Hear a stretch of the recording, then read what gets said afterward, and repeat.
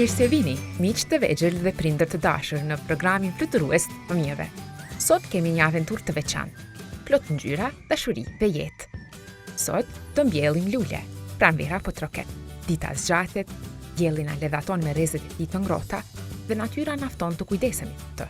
Po çfarë mund të jetë më e bukur se të mbjellim lule së bashku me prindërit tanë? Sot, me duart tona të vogla dhe zemrat tona të mëdha, do të krijojmë një kopësht të vogël, plot dashuri. Së pari, zgjedhim vazon tonë të veçantë. Një shishe plastike, që në vend që të përfundojë si mbetje, i japim një jetë të re me ndihmën e një të rriture. Në këtë mënyrë, jo vetëm që mbjellim lule, por edhe kujdesemi për tokën tonë të çmuar. Natyra na dhuron ajër të pastër, ujë të kthjellët dhe një botë plot jetë, dhe ne kemi përgjegjësinë ta mbrojmë. Çdo lule që mbjellim është një frymarrje e freskët për planetin, një strehë për bletët punëtore dhe një hap i vogël drejt një bote më të gjelbër e më të bukur. E mbushim vazën me vaj të bukur, duke krijuar një shtëpi të ngrohtë për lulet tona. Pastaj marrim një far ose një fidan të vogël dhe e vendosim me kujdes në tokë. E mbulojmë butësisht dhe i japim pak ujë, duke premtuar se do të kujdesemi për të çdo ditë. Unë jam duke punuar një lule, jam duke e mbjellur. Ju duke e mbjellur, apo më tregon pak cilat janë procedurat për me mbjell një lule?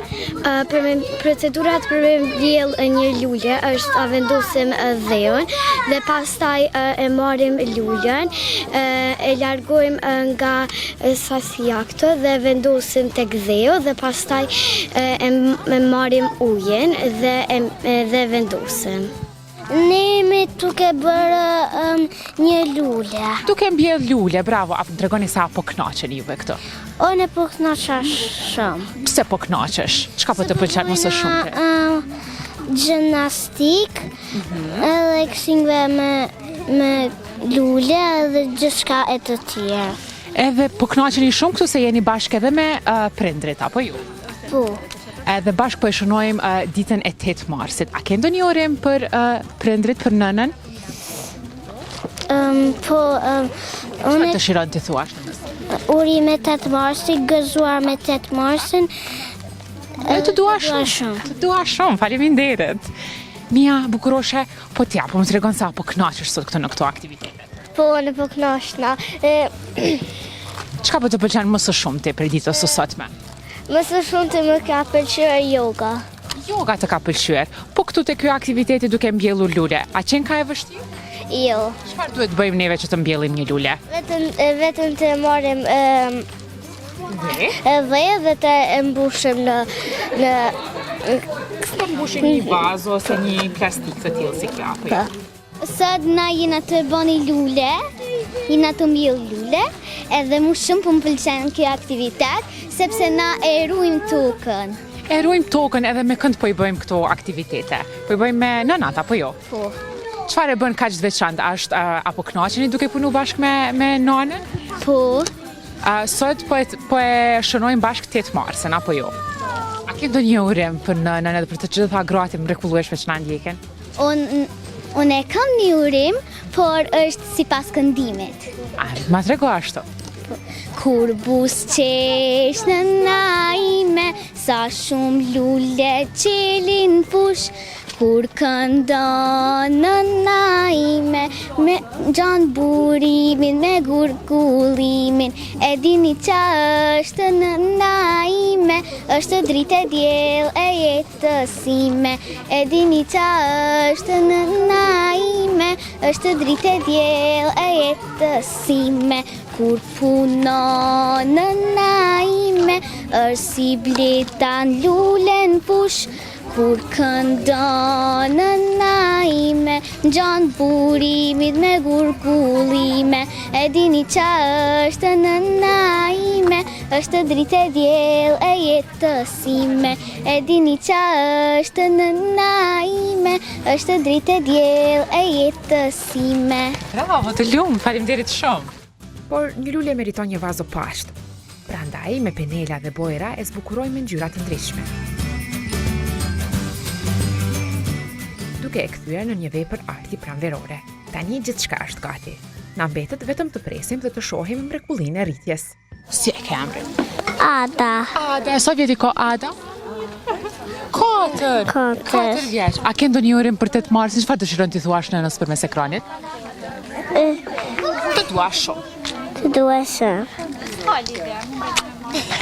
Më pëlqen shumë. Kam dorë me të portokat, po më pëlqen e gollë, se po shkon me diell. Edhe sot që është shumë dita mirë, dhe po shkon me lule. Hajde, apo më tregon si po e bën kështu? Si po e punon? Që, se e prek, edhe mandi dush larg veç, për mos me bo shumë afër, dhe qëtët, mandi veç dush me pas kujdes sa e sill, se unë e që kom bo gishtat, e mandi qëtët e bën, edhe dush me pas kujdes që lullen me bo, se lulja është shumë e rund për qëtirë.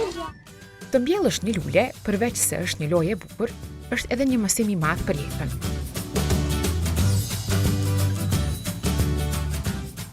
Kur një fëmijë mbjell një far dhe e shet të rritet, ai mëson durimin, kujdesin dhe dashurinë për natyrën.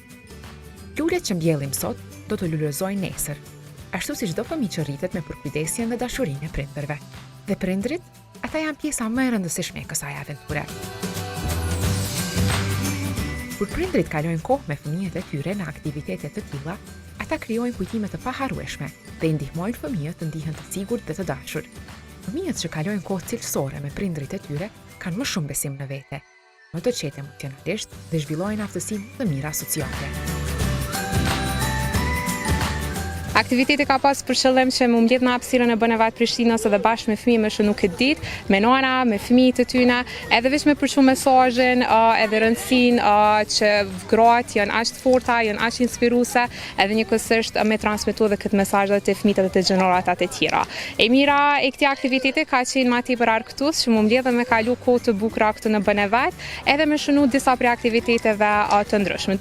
Miqtë mi të dashur, mos harroni. Ashtu si një lule ka nevojë për ujë dhe diell për të rritur, edhe ju keni nevojë për dashuri, kujdes dhe vëmendje. Dhe prindër të dashur, për fëmijët tuaj, koha që kaloni me ta është dhurata më e çmuar. Le të mbjellim jo vetëm lule, por edhe dashuri dhe kujtime të bukura që do të plotësojnë përgjithmonë në zemër. Deri në takimin ton të ardhshëm në programin Fluturues të fëmijëve, ju dërgojmë një përshafim të madh. Lot ngjyra dhe aromë pranvere.